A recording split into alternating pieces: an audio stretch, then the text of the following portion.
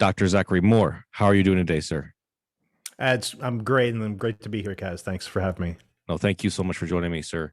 Dr. Zachary Moore is he has a YouTube channel.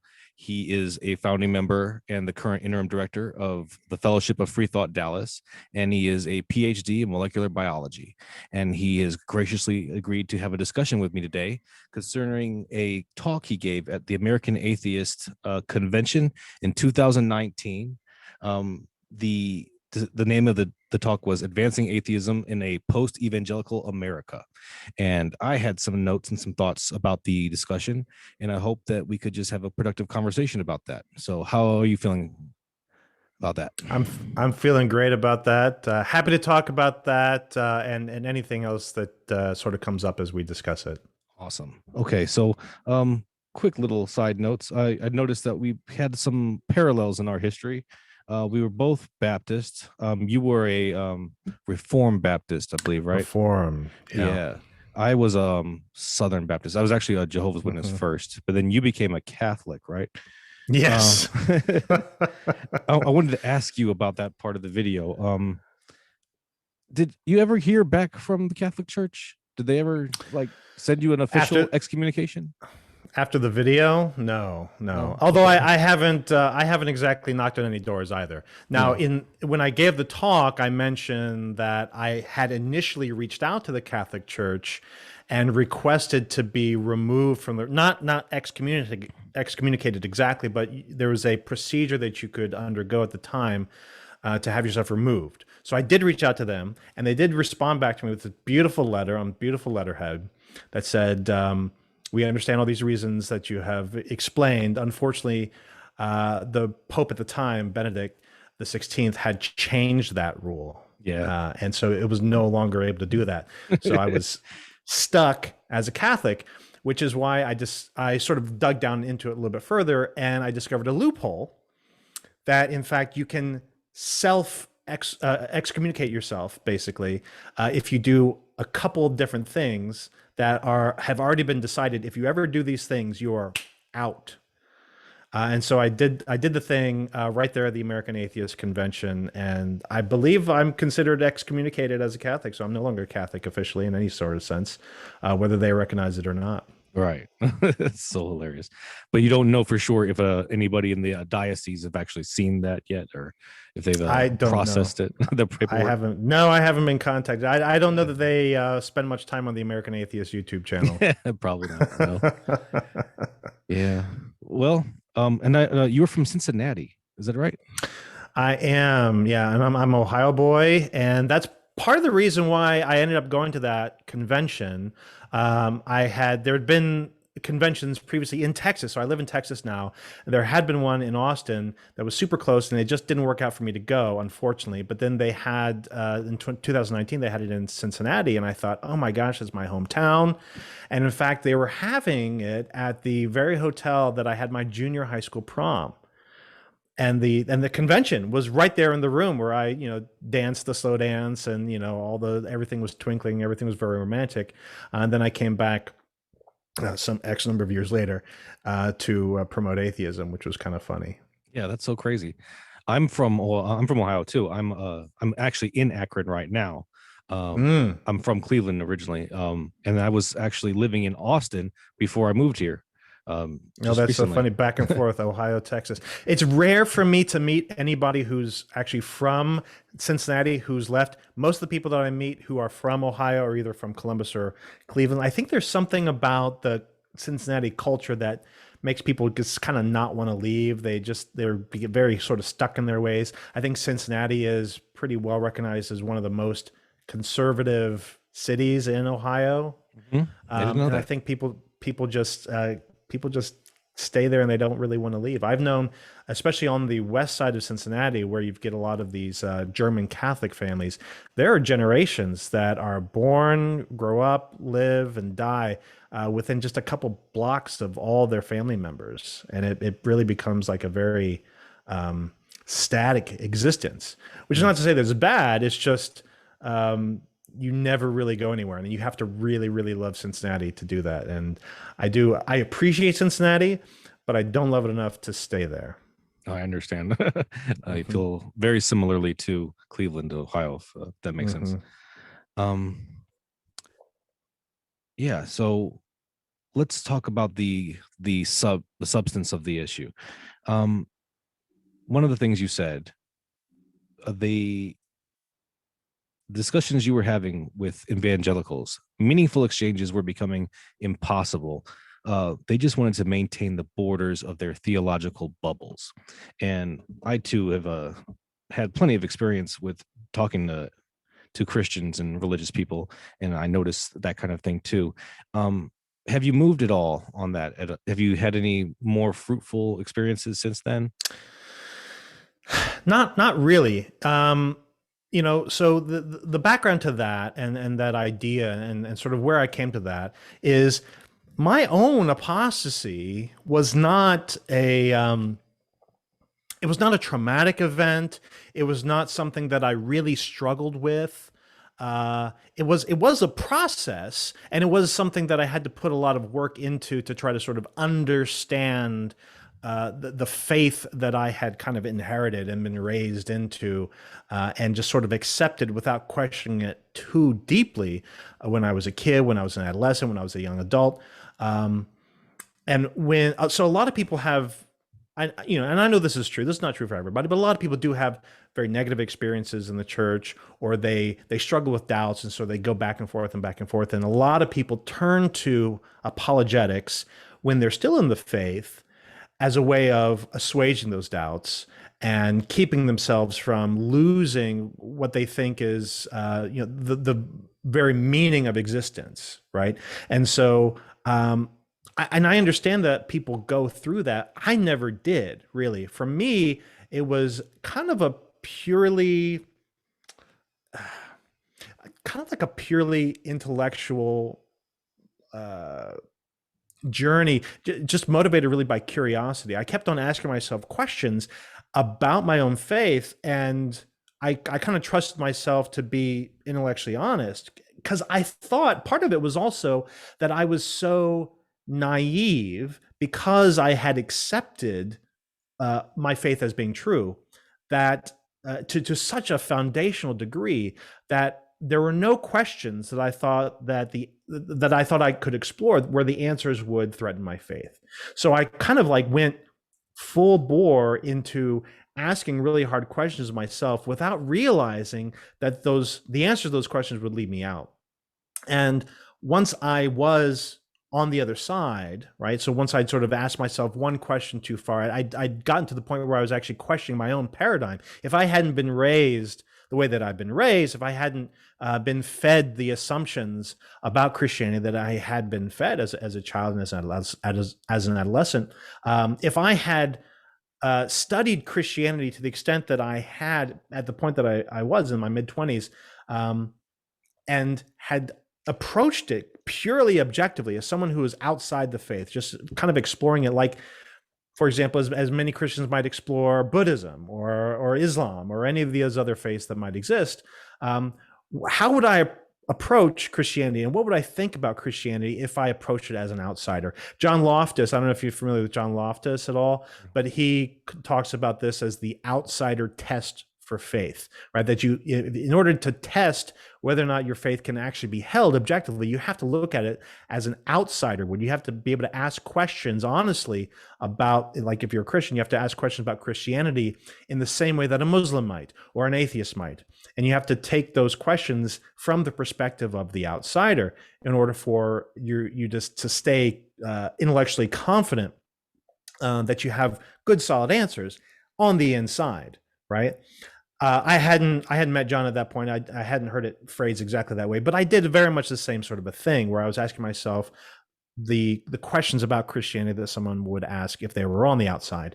And it shocked me. It was kind of a surprising thing to realize that, in fact, if I did approach Christianity as an outsider, I of course would not think that it had anything to do with the divine. I would not think that the Bible was a divine document. I would not think that the claims made about God held any sort of water whatsoever. And that surprised me, but I also uh, was, at least, and again, I don't mean to puff myself up exactly like I'm some sort of intellectual paragon. But I think I was just naive enough to just accept the answers and trust myself. And I didn't turn tail and run back to my pastor and say, "Oh, you've got to fix this. I think I've taken a step too far." I didn't do that because I didn't think I really needed to do that, because I thought what I was pursuing was the truth. And in the end, God would vindicate whatever it was that I was exploring. And so for me, in my own experience, it really was an honest search for the truth. And I discovered that truth mattered a lot more to me at the end than Christianity did, because when I had to weigh one against the other, and I had to say, well, look, if I have to pick just one, if I have to pick, my understanding of reality the way it is as being true, based on all the tools that I've already developed and I've already learned about, if I have to weigh that against all these claims of Christianity that I grew up with, but I have to sacrifice my honest understanding of reality in order to do that, am I willing to do that? And the answer was no, I'm not. I have to. The truth matters, right? And forming a true picture of the world matters more than staying a Christian. And for me, that came about very naturally. And looking back, I can see, well, I think all along, the values that I was raised with, whether it was intended this way or not, were to value truth above all else. And growing up in that tradition, you are also given the assumption that, well, all truth comes from God, right? And so everything is fine, everything's aligned, and you don't have to worry about what you discover about the world because all truth comes from God. That's what I wanted to ask you about.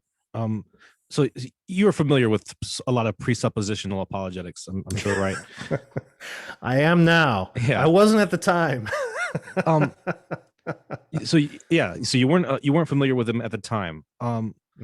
If you had been more familiar with them at the time, do you think that would have changed your journey significantly?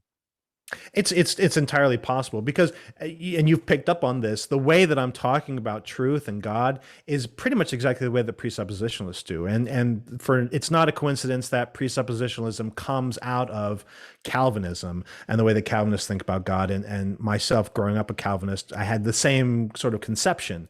But where Calvinist apologists focus on the presuppositional approach, that is an apologetic, right? And so that is the distinction that I didn't really run to that when I was questioning my faith, because apologetics is all about defending the borders, right? Apologetics is about making sure that people like me never go and take the journey that I do, right? So the whole point of apologetics is to keep it has nothing to do with converting atheists or bringing in people from other faiths.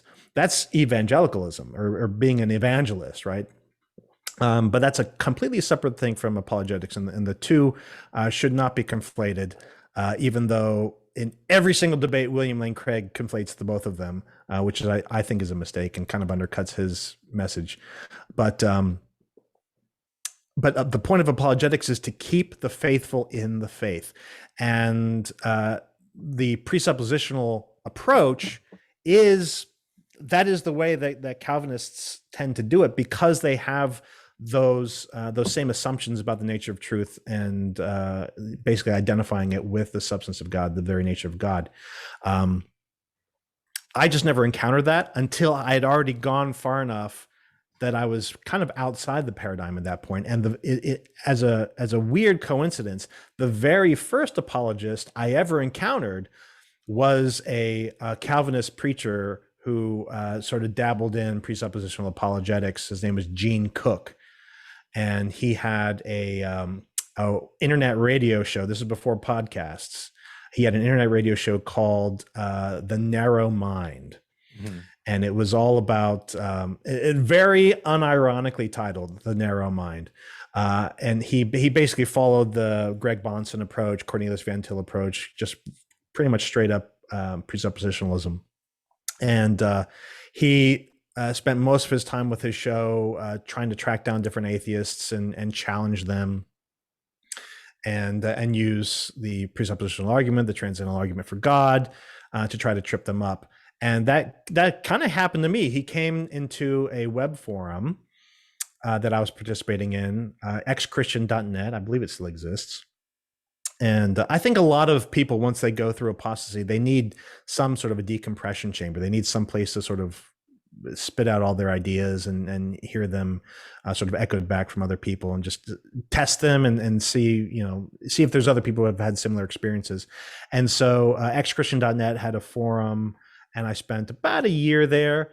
And while I was there, Gene Cook infiltrated the forum, or invited himself into the forum, whichever, and started recruiting atheists to be guests on his show. And I volunteered. And so on his show was the first time I ever heard presuppositionalism. And I'll tell you, I thought he was talking nonsense. When he was explaining the argument to me the first time, I'd never heard it before. I was like, this makes no sense. You're going to have to say this again. And it took a while for it to really sink in. And I still, by the end of the show, I still was like, this guy doesn't make any sense at all. And he invited me on for the next week's show. And in the intervening week, I went online and I was like, what is this? What is he even talking about? And I looked it up and I saw that it's a specific argument that still, I think, doesn't make any sense, but is a very attractive approach if you're already in that point of view. If you're already a Calvinist, then presuppositionalism makes all the sense in the world. But that's the point of apologetics. It's supposed to only be sort of inward facing. And it's not necessarily going to make any sense at all to anybody outside, because there's all these assumptions that are built into every single premise that they use. And I don't think, I mean, probably the better apologists are aware of this, but I think most of them don't really realize how many assumptions go into everything that they say. And that if anybody that they're talking to doesn't sign on with these same assumptions, then they're effectively speaking nonsense. No, I don't think that they do think about any of these things on those kind of levels. Like you were talking about before, they don't take the time to put down to take up a third perspective, an outsider's perspective, and try to see it from any other viewpoint. So the crux of your video, your talk, I'm sorry, it's kind of a waste of time to try to seek out evangelicals and convert, or at least have meaningful discussions. You also had mentioned that you had made headway with some people over the years. I think it was like a 10-year period, right? Yeah, over about a 10-year period. It has to do with the way I came into whatever you want to call it, activism, the atheist community, whatever. I was pretty content as an atheist at that point, and I hadn't really engaged much at all, except for like the Gene Cook stuff. I hadn't really engaged much at all with apologists, and I actually hadn't done a lot with atheists either. I mean, I knew about some of the different websites out there, like xchristian.net, but I hadn't done anything formal. I hadn't put anything out there. I hadn't joined any organization really. But then it was really soon after I'd moved to Texas, there was an event that was sponsored at a church. It was actually, believe it or not, a Southern Baptist church in Colleyville, Texas. They sponsored an event where they had invited a bunch of atheists to a Sunday school class to effectively just sort of get interviewed and have people ask questions of them, and they, for them to give honest responses. And I heard about this. I saw it posted, I think, on the Internet Infidels website or something like that. And I saw that it was really close to where I was living at the time. And I thought, this is incredible. I'm in Texas, which I understood to be like the most religious place in the country. And there's a Southern Baptist church in the reddest suburb that you can possibly find outside of Fort Worth. And they're inviting atheists to come on Sunday morning. Like, this is so bizarre and so amazing. I have to go see this. I have to go check it out. And so I went, and it was really amazing. It was really great. It was at a big Southern Baptist church. There were a group of atheists there, and they were treated with a great deal of respect. For the most part, there were a couple of people that were asking questions that were trying to like dig at them a little bit, but the atheists had heard all the questions and they had pretty good responses.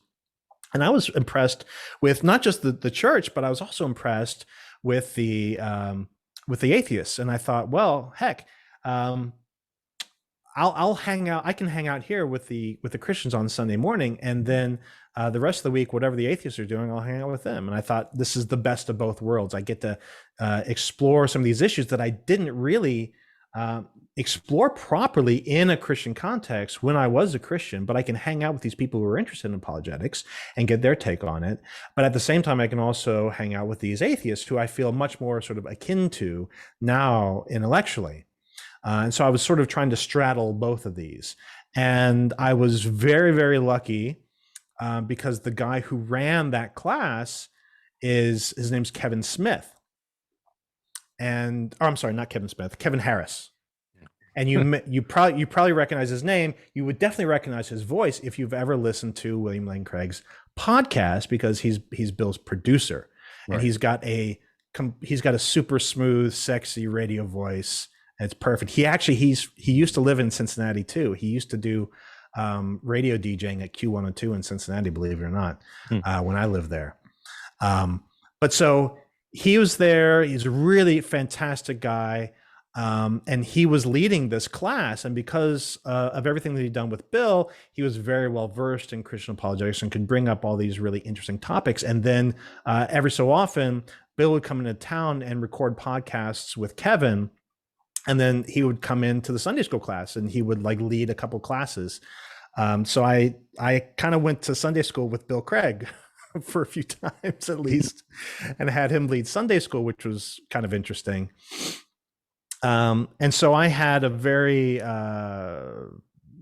you might say, blessed experience because of that, because I was in close proximity to these people, and everyone that I met there were super nice, super sweet.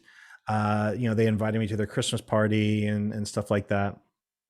And at the same time, simultaneously, I was hanging out with the atheists, and this really inspired me to seek out as much as I could interactions with other apologists, because one of the things I noticed was that even though I was hanging out with both groups of people and I liked them all, there was a lot of disconnect between the one group and the other. And so the apologists, or the Christians that were interested in apologetics, when I was hanging out with them on Sunday morning, very often they would say things or make assumptions where it was very clear that they were imagining the way that atheists think or do things or want things to be.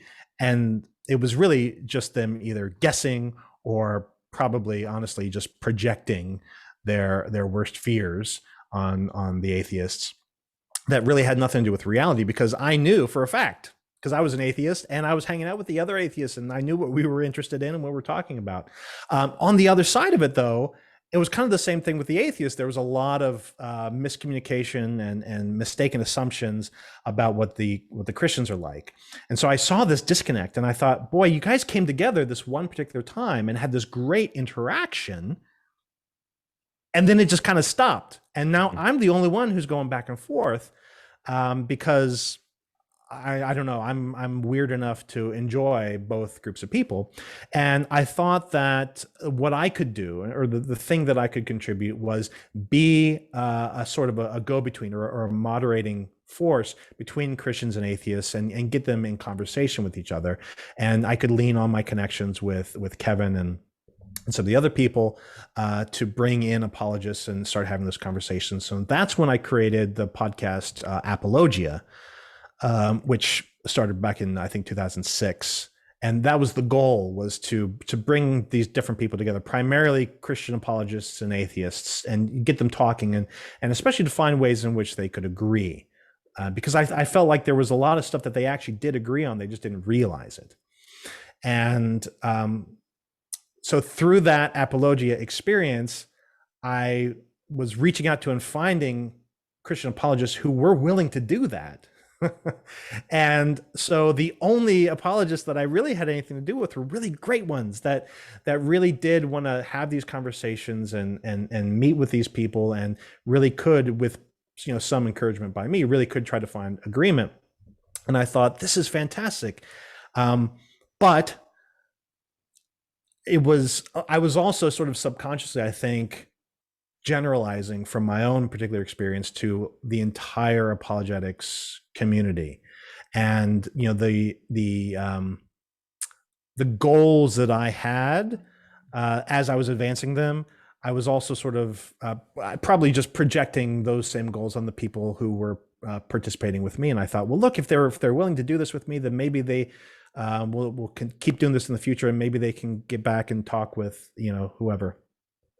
But I kept on trying to expand my circle and engage with more and more apologists. I was spending time at some of the local seminaries where there were people who were interested in apologetics, and were writing things about apologetics and atheism specifically.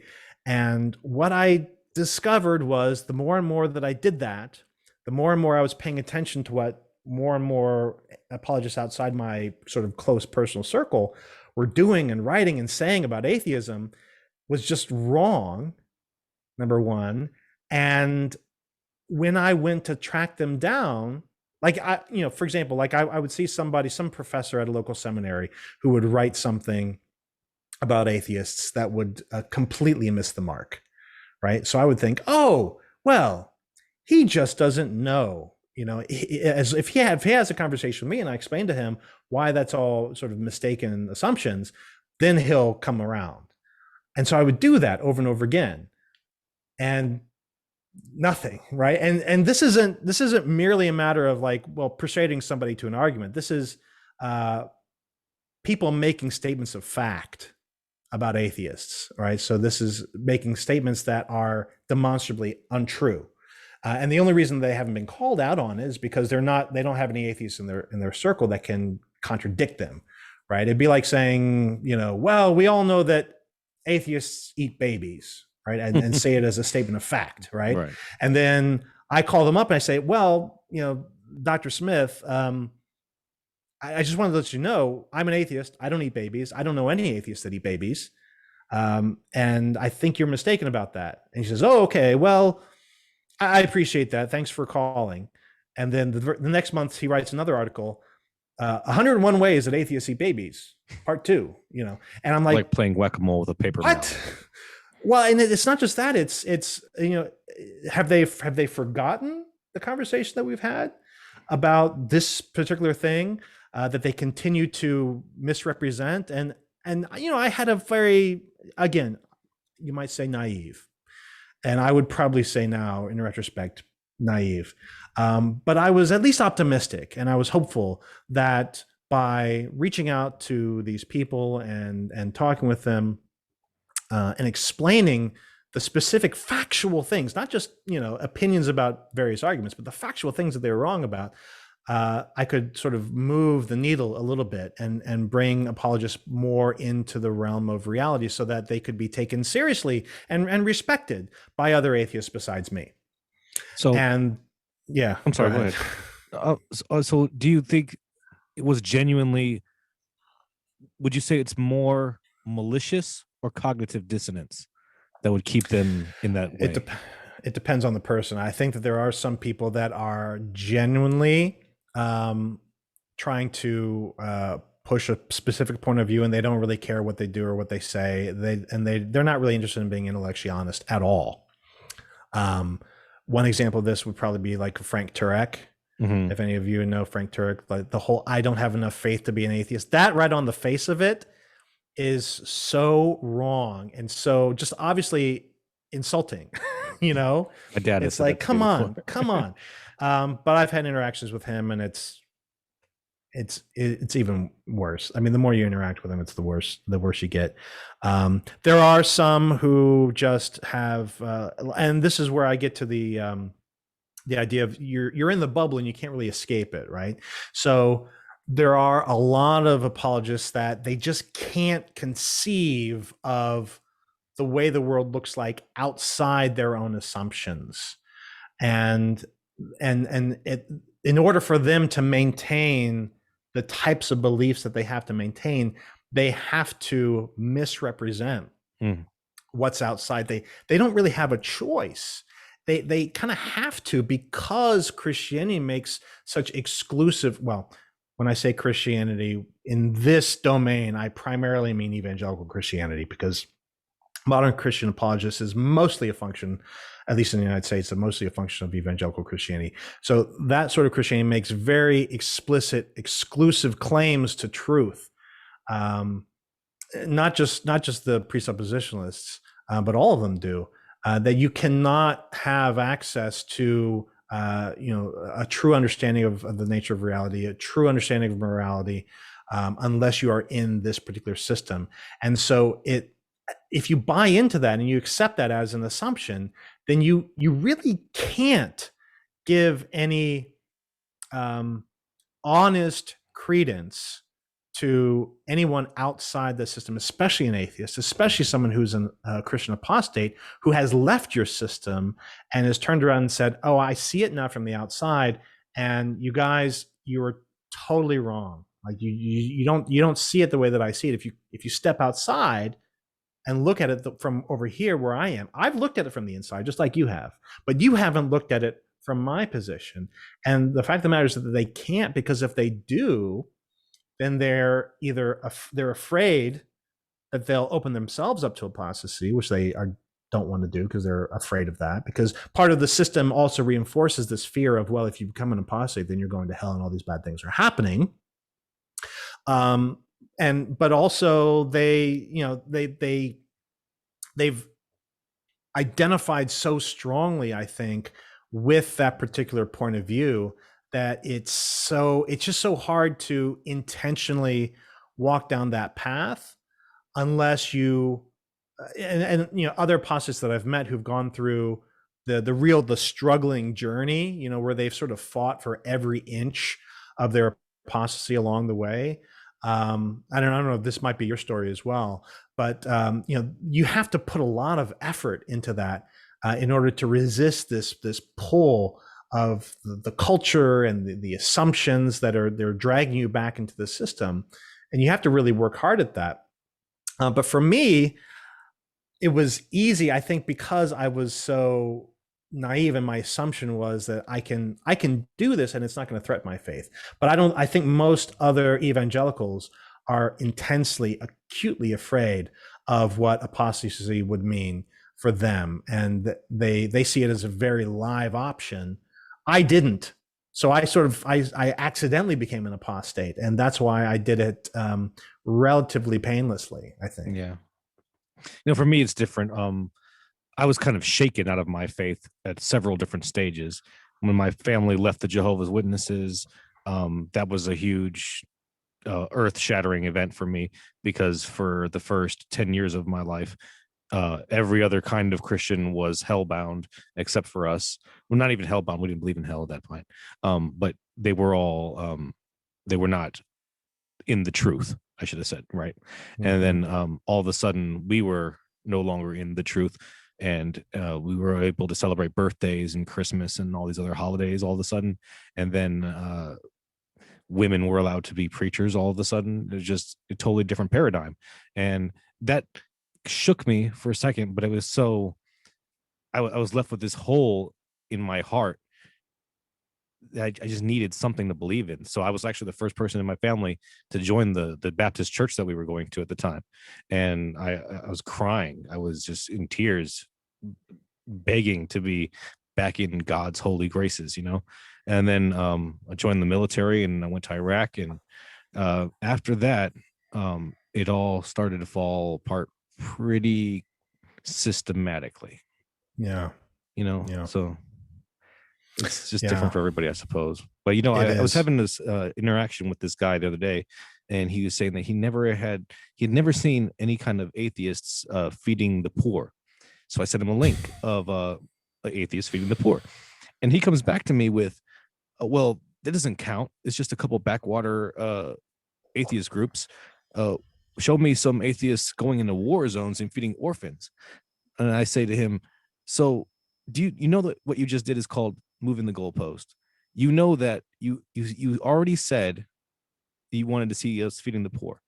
You know that, but instead of giving us the commendation of an honest man, you've decided to lie to my face. Now, if I were to find some example of some atheists going into the war zone, what would you say then? You want to see some atheists cutting out their own kidneys? Yeah.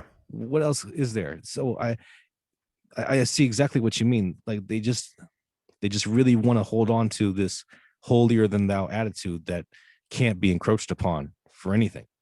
Yeah, yeah, absolutely, yeah, and that's a perfect example. He has this idea that atheists cannot do charity, that there is something fundamentally opposed to between the being an atheist and doing good for your fellow person, and that I don't know exactly where that sort of fits in his own sort of fundamental beliefs, but that's something deep down, and so that's something that cannot be challenged. Right? He cannot be wrong about that. So it doesn't matter what you show him. It doesn't matter if you show him this or that or the other. You can show him the Foundation Beyond Belief, which is an international atheist charity that does help people all over the world and very poor people. You can show him in Dallas-Fort Worth, we've got an atheist helping the homeless group that provides services and support to homeless communities here. All sorts of things that all sorts of different organizations do for atheist reasons or incidentally for atheist reasons, right? So you can look at pretty much any charitable organization, Doctors Without Borders. Are there atheists within Doctors Without Borders? Hell yes, there are atheists within Doctors. They're not it's not an explicitly atheist organizations, but they're atheists within the ranks of all these groups that are doing good for all sorts of things. But none of that matters, right? So that's what I'm saying. Like with the conversation on that issue, is it possible for atheists to help the poor? Like it's posed like a challenge, like show me atheists helping the poor. And so you want to step up to that challenge, don't you? You want to say, well, I know there's lots of evidence of atheists that are doing this. And there's nothing about, you have atheists that are explicitly advocating humanism, which is a philosophy that explicitly says that we should be doing this sort of thing, right? So you can even tie it to our own values. You can make all these solid arguments. That doesn't matter. That argument doesn't matter with somebody like that. And what I came to understand with the vast majority of apologists is that the arguments themselves don't matter. So I was invited, this is years ago, I was invited by the Salvation Army in Arlington, Texas, to do a debate. I don't remember exactly why they reached out to me, but somebody, one of them. So the thing is run by a couple, and I think most of the Salvation Army branches are run by like young couples because they're young enough and faithful enough and kind of naive enough to be willing to do all that work for very little money. But there is a sweet young couple, and they had the idea that they should really have a public discussion about their beliefs. And they thought one of the ways to do that was to have a debate. And so they reached out to me because I was a leader of the atheist organization locally at the time. And then they found some random Christian apologist, some guy that I'd never even heard of. And I really don't know to this day who it was, because I don't think we kept a video of it, frankly. Oh. And he just sort of showed up. He had his family with him. He drove up. He had a bunch of books in his car, set the books up on a table before he did the debate, didn't know anything about me. I didn't know anything about him either.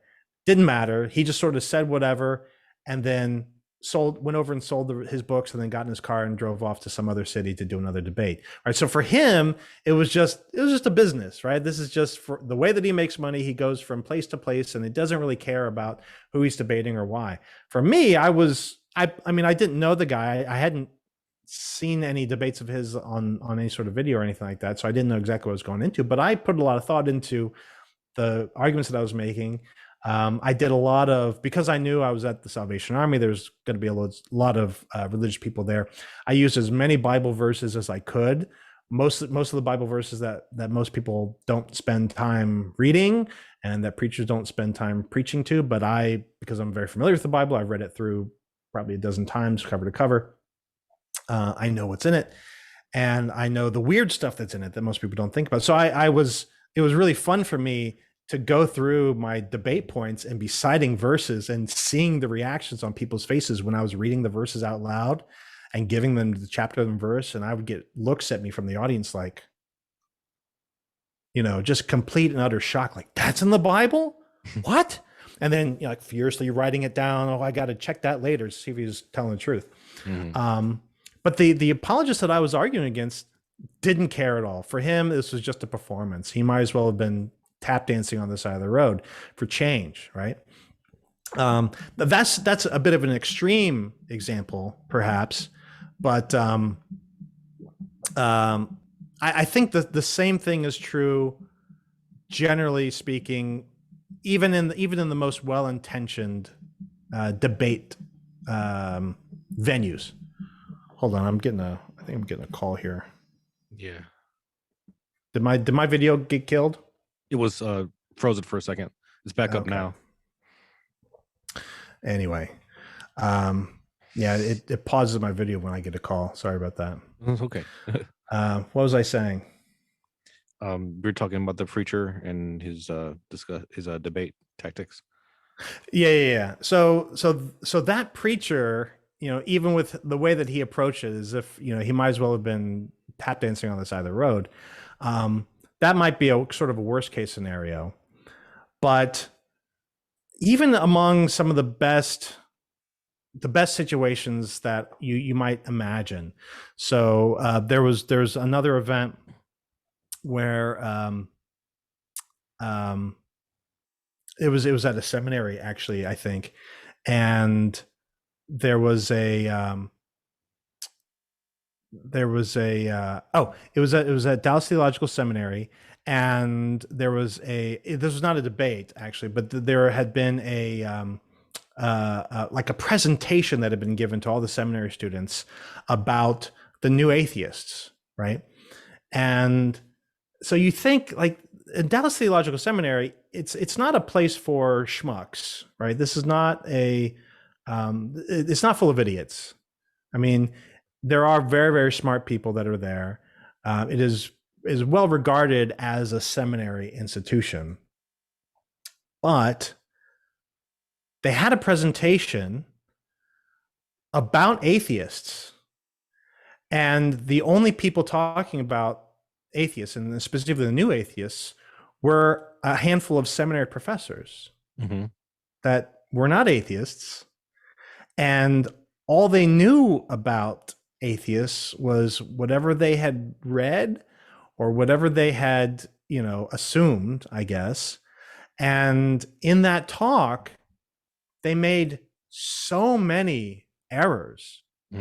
Not just factual errors, but there were very crucial things that they just left out entirely that painted a very different picture of what the new atheists were all about. Just propaganda.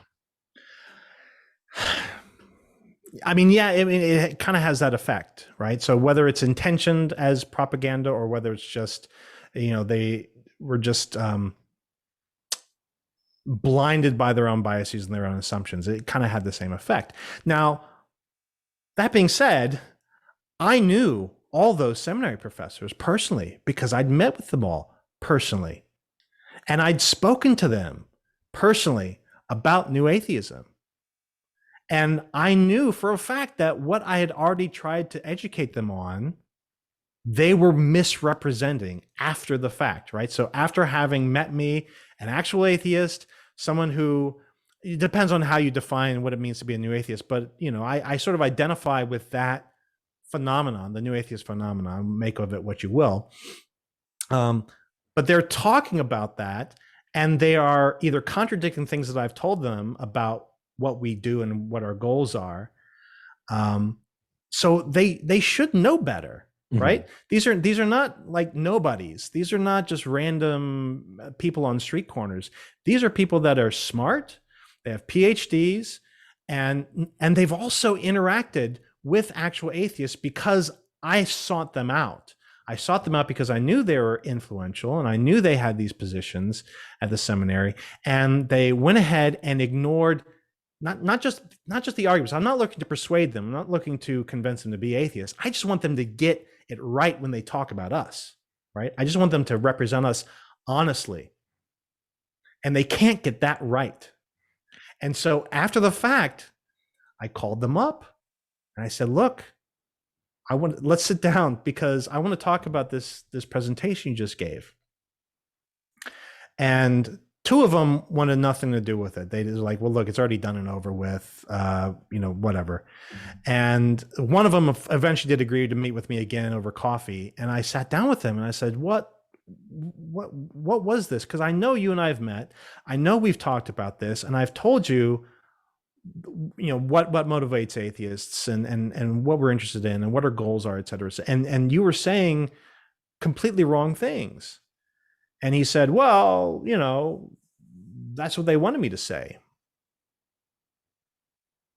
And I'm like, what? That's what they wanted you to say. He said, well, yeah, they said we want you to get up and say this, that, and the other about the new atheists for the seminary students. And I said, well, but why don't you tell the truth though? Why won't you, share what I told you? Yeah. Well, because that's what they want to hear. And he was pretty matter of fact about it. And I tell you, that was so disappointing. So that was one of several very disappointing experiences I had. And I don't have time to go through all of them and categorize them, but I kept on having these experiences where I put a lot of effort into building relationships with specifically apologists and communicating information to them and trying to share with them my point of view. And they kept on. It was like I hadn't had any interaction with them at all for as much as they took away. And so eventually I started to ask myself, is anything that I've done, has any of this made any impact at all in the apologetic world? Like, do they seem more informed, better informed about atheists? No, not really. Are they making fewer mistakes about atheists? No, not really. Do they seem like they have at least some sort of a better empathetic perspective as to sort of who we are and where we come from and why we are where we are intellectually? No, they don't. With a handful of exceptions. So I can sort of count on one hand the number of apologists that I actually have made a difference in the way that they think about atheists. And I don't want to discount that. And those interactions have been great. A lot of those interactions came very early, though, and colored my expectations of the way my interactions with other apologists would also go. And it frankly hasn't borne out. So the apologists with which I've had positive interactions, and I said this during my talk, I can only conclude now that they are the exception, not the rule. And that is why, moving forward, my thesis, my argument to other atheists is we should not be wasting our time with Christians, because there's very little that we can say that will be persuasive to them. And we can have just as much of an impact, I think, discussing a lot of these same issues, right? So we can talk about a lot of these same subjects. We can talk about morality. We can talk about the nature of reality. We can talk about how to know. We can talk about how to be good. All these things as atheists or humanists or whatever within our own circle. And I think, frankly, we'll have better conversations and better outcomes from that. And we know now, right? And so this is why I included demographic information in my talk. We know now that there are more and more and more non-religious people who are not affiliated with any sort of religious tradition that are active and sort of out there and looking for material, looking for content, looking on YouTube or Google or wherever. And we don't have to go to these Christian locations anymore. We don't have to go to the Salvation Army. We don't have to go to the Southern Baptist Church in order for people to hear what we have to say, because we have loads and loads of other outlets available to us. And I think it will probably improve the nature of the discourse if we're only discussing these issues internally, right? And I want to be clear, what I'm not interested in is saying that these the only people who have anything meaningful to say are atheists. right? There might be other people that have meaningful things to say, but we can let them say them wherever they want to say them. We don't necessarily have to engage with them, especially with evangelical Christians. I think that's a waste of time. But the interactions that we have and the conversations that we have, I think, will be elevated if we confine that just to an atheist paradigm, and then that'll finally give us a chance to elevate it instead of just basically rehash the same arguments over and over again, which is what I think we've been doing for the past 30 years or more. Yeah, I mean, when you show those graphs, those line graphs, and those trends of the irreligiousness on its trend upwards, do you take any pride in that personally for yourself and for your cohorts in all the work that you've done over those 10 years and afterwards, with those engagements with those evangelicals? Do you think that it's possible that that trend might not be there if not for those engagements with those evangelicals? It's possible that we contributed to it, yes. But I think if you if you go back to where the trend starts, it's around it's the late 80s, early 90s. Around 1990 is kind of the inflection point.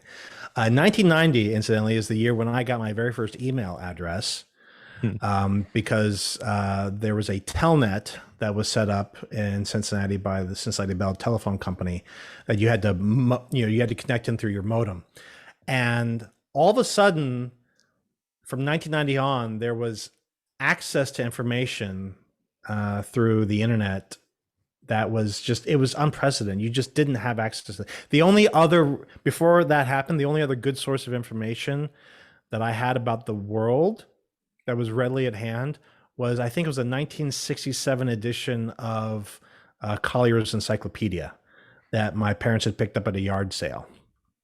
So that was what was informing my view of the world, was an encyclopedia that was 3 decades old before that point. So I think the point has been made by other people, not just by me, that the internet age is probably the driving force for this, much more than anything else. I think if anything that I'm very proud of doing, it's doing things like, for example, developing the Fellowship of Freethought Dallas, developing a community for freethinkers, humanists, atheists, skeptics, because there are people that, generally speaking, when people become atheists, it's kind of a solitary process. It's not something people do in groups. And so once you're on the other side of apostasy, you can feel very lonely and isolated. And I kind of was, to a certain extent. I mean, my personality is such that I don't really care who else is around me agreeing with me, and I can take whatever point of view I want, even if I'm the only one taking it. But it is nice to interact with other people that have gone through similar experiences, and you can share your, the particulars of your background and your experience, and compare notes with other people. And so the work that I've done in creating and building and sustaining local communities for people to find each other, get to know each other, that has been very meaningful. I don't know that it's raised any of those graphs necessarily, but it has made differences in people's lives individually. There are people now who are married to each other, that are married because of the community that I and others created. There are children that have been born now that would not have been born if their parents had not met through the community that we created. And so in those people's lives, we've made a very meaningful difference. And that is probably the thing that I'm most proud of more than anything else. I understand that. Yeah, it's a very beautiful thing to hear about. I've actually officiated an atheistic wedding before too. Mm-hmm. Yeah, it's pretty great. But I do want to say though, when I first, I don't know, I wouldn't say became an atheist, but I was seriously doubting becoming ish. I don't know what you'd call this phase, but I decided that I wanted to look into what the arguments for God were and the arguments against God, and the debates with apologists were very instrumental for me in leaving it and letting go of it completely, because if it weren't for the juxtaposition of the evangelical viewpoint against somebody who would challenge them with intellectual discourse, I don't think I would have been able to actually stay out of it. But because I could hear both sides of it and weigh the two against each other like that, I was really able to. It was instrumental for me, and that's just anecdotal, not data, of course. But I do think that those kind of interactions are pretty valuable. What do you think about that? I think for some people they definitely can be, and I don't mean to say that they're completely worthless. And I think for people in that position, right? And I fully agree that there are people that do go through this sort of investigatory kind of apologetic. They might not necessarily be trying to stay in the faith, but they're really trying to investigate in an honest way. Those debates are interesting and informative. I listened to a lot of those as well as I was sort of going through that apostasy process, mostly just because it was interesting to hear these ideas articulated in that way for the first time. The way it happened for me, I was already outside the evangelical mindset long before I was really thinking seriously about atheism, right? I knew that the way that evangelicals thought about God and thought about the Bible, that was not sustainable. And so that's actually the main reason why I became a Catholic, is because I still felt some, I don't know, psychological inertia, let's say, with remaining a Christian. Like, well, I was raised a Christian. You know, I don't. It's not that I object to it morally. At least at that point, I wasn't. I didn't have a problem with it. There was nothing about the aesthetic that bothered me. I loved going to church. I always loved going to church. So I was like, how can I stay a Christian, even if I think that this particular way of looking at Christianity is unsustainable? And the Catholic Church was kind of the answer, because I needed a way to be a Christian where I didn't have to ascribe like inerrancy and infallibility to the Bible anymore. And the Bible was still important and interesting, but it wasn't like the end all and be all of what I was thinking about faith. And I was like, well, is there a way to be a Christian and not have the Bible matter so much? And the answer, it's not meant to be a joke. It sounds kind of funny, but the answer is yes, you can be a Catholic and the Bible doesn't really matter, because it just comes down to what the church itself says. And if whatever the church says about the Bible is fine. But really, it's more about the tradition and the decisions of the magisterium, such as it is. And so that's why I thought, well, hey, this is perfect. I'll become a Catholic. And so I did that and became baptized and confirmed. And then I got really interested in the history of the Catholic Church. And pretty much when I looked into that, I realized that pretty much all the complaints and criticisms that could be lodged against the Bible, from an outsider's perspective, were just as valid as criticisms of the church itself. Yeah. And it was very difficult for me to escape that conclusion either. And eventually I thought, well, then I'm just done with it. Like, I'm not gonna go to something else. I had a friend who was Eastern Orthodox, and I'd gone to some services with him, but that was not, the difference between Eastern Orthodox and Roman, there are some theological differences, but it's kind of the same thing. You're just swapping Latin for Greek, really. Oh, okay. So yeah. Anyway, so then I was done with it. But yeah, you're right. The one nice thing about the apologetic arguments and the fact that there is this body of work that exists and all the content that you can review is it does bring these arguments out to the fore. And if you've never experienced them before, if you've never heard them before, that can be helpful.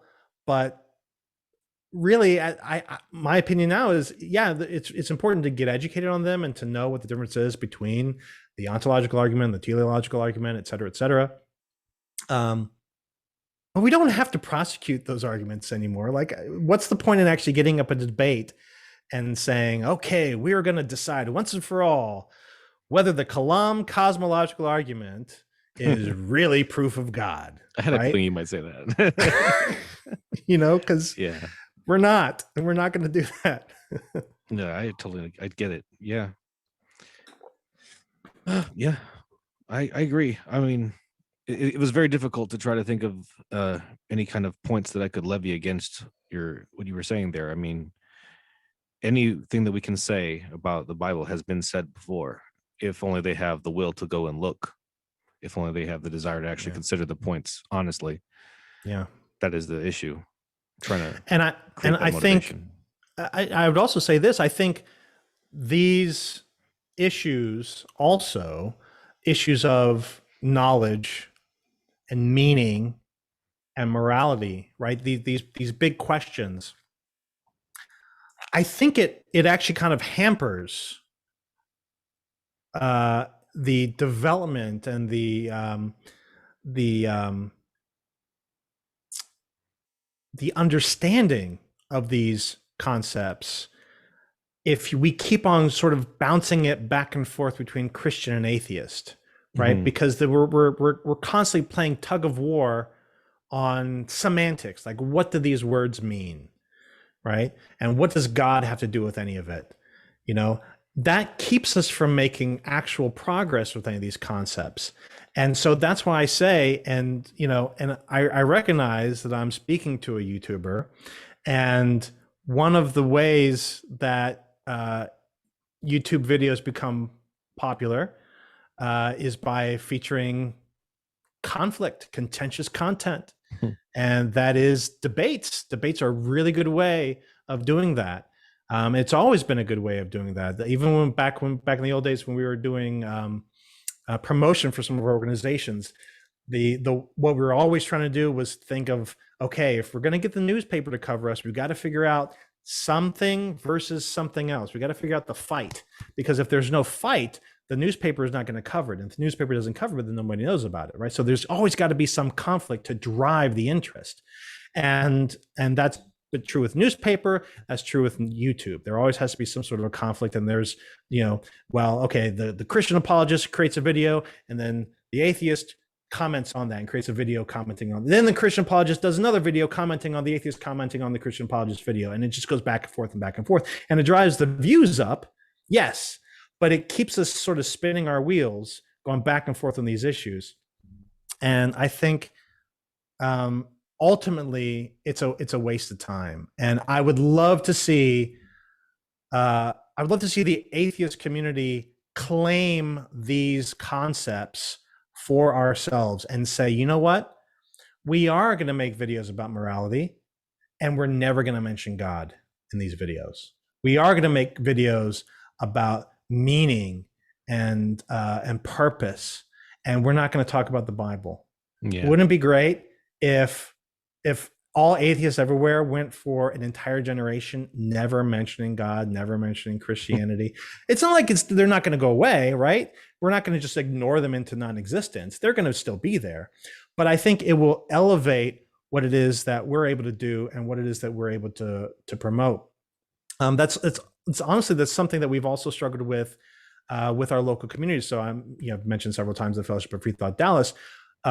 It was very easy early on, like when we wanted to program talks or things like that, to have topics about, well, this is some crazy, stupid Christian thing that's happening now, or some fundamentalist is trying to promote some law in Texas to blah, blah, blah, blah. There's all sorts of stuff like that. And there's constantly stuff like that to talk about and to complain about. But the challenge is, okay, can we come up with our own content that reflects who we are and represents our values and doesn't actually comment explicitly on anything to do with Christianity or any other religion? That's the challenge. And we've sort of leaned into that and tried to do that as much as we possibly can. And I think it's elevated the way that we've been able to live our lives. And we feel, at least I do for sure, much more sort of at ease with myself and not as constantly under attack, because when you're going back and forth, and this is the same thing on Twitter or Facebook or any other platform where the contention is sort of what drives it. You start a Facebook feud with somebody and you see that little the little indicator come up that they've commented on you, and you're like, oh, and you get all keyed up, and I can't wait to get on that Facebook and tell them what for. And then, but it just but then you do it, and you spend hours and hours and hours crafting the perfect response, and you go 80 comments long, and then everyone sort of loses steam and it goes nowhere. And you think to yourself, I just spent probably 10 hours curating this massive epic debate on Facebook, and it's just disappearing out into the digital ether, and it's not doing anything. Why am I wasting my time doing that? Yeah. And I think the rest of us are kind of doing the same thing. And it's attractive, and it's engaging, and it tickles that part of the brain that really wants to fight, wants to stick up for ourselves. I think there's other ways of doing it, though. And that's really what I'm getting at when I say that we shouldn't have anything to do with Christians anymore. I'm not, look, if you have friends that are Christians, I'm not saying like cut them out of your lives necessarily. But we don't have to, the debate. And I understand there's still lots of other people out there who are really good at debates. Matt Dillahunty is great at debates, and there's others that it's like they're calling. And so, look, that's fine. I'm not saying that Matt needs to retire, but what I'm saying is, as a community, and hopefully Matt would agree, as a community, I think we need to focus more on building ourselves up and thinking about what it means to be an atheist, independently of whether or not there are Christians out there. Okay. Yeah, I understand that. And in that vein, do you identify as a humanist? Is that your moniker? I do. I'm one of those guys that I don't. There's hardly a label out there that I don't like. In fact, there's the secular survey they just launched that I would encourage everybody to take. And they ask a question. They have like 20 different labels, secular labels: free thinker, skeptic, humanist, agnostic, atheist.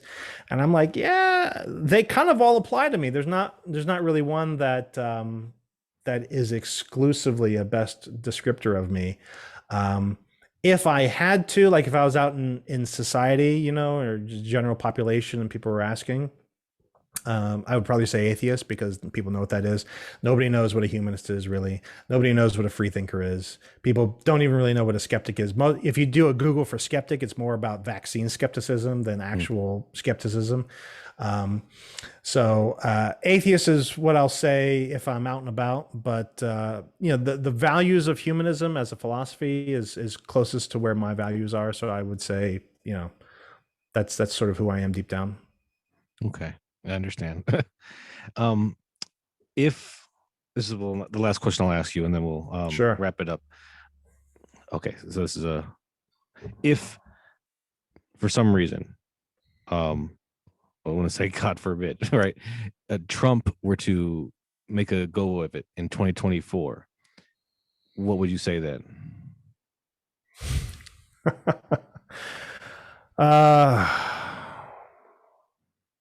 I don't know. I will say this: the experience of living through one Trump administration was, it was hard. It was hard to see, just the stupid things that he would say every single day. And it has been nice. Now he's been out of office and his Twitter account's cut off and those other accounts are cut off. It's nice to he's not making headlines anymore because he just kind of can't. So I would be very disappointed. And honestly, to a certain extent, the election of Trump did influence a bit my decision to sort of wash my hands of evangelicalism, because nobody has supported Trump like the evangelicals have. Right. He has tremendous support among the evangelicals, especially evangelical males, and even among the apologists. So very early on in the election, during the primaries, when the Republican candidates were sort of jockeying for power, there were some apologists who identified themselves as never Trumpers and said, look, if we can agree on anything, we can definitely agree that Donald Trump is a horrible excuse for a Republican candidate. Does not reflect our values at all as Christians. And so simply on that basis alone, we should not be voting for him. And he would be the out of the whole panoply of candidates that are in the primaries and the Republican primaries. He is the absolute worst. There were a handful of Republican or of apologists that did say that.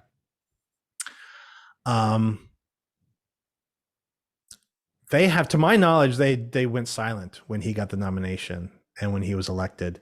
Yeah. And really, to me, the most damning one of them all is Bill Craig, who was asked point blank about Trump and refused to condemn Trump as a candidate and sort of give a wishy-washy, equivocating response, basically saying, well, essentially like, well, he would be better than Hillary, sort of a thing, which is, I think a lot of them kind of made that work for themselves psychologically. Mm-hmm. But that still is not good. I would say if Trump is elected again, it would be, well, I don't know exactly how that would happen now. So the evangelical power continues to wane. The number of evangelicals continues to wane. The implied hypothesis is that evangelical power starts to go back up again somehow. That's the implied premise. So we're assuming that evangelicals now represent like more than half of the population. Boy, that would be awful. Scary. Yeah, that would be awful. Yes, definitely. I agree. Dr. Zach, I really appreciate you coming on my show so much. I agree with you on a lot of things, and I hope to have you again sometimes real soon. Absolutely. Looking forward to it. Thank you again. I really appreciate it. Bye-bye. Thanks, Kaz. Bye.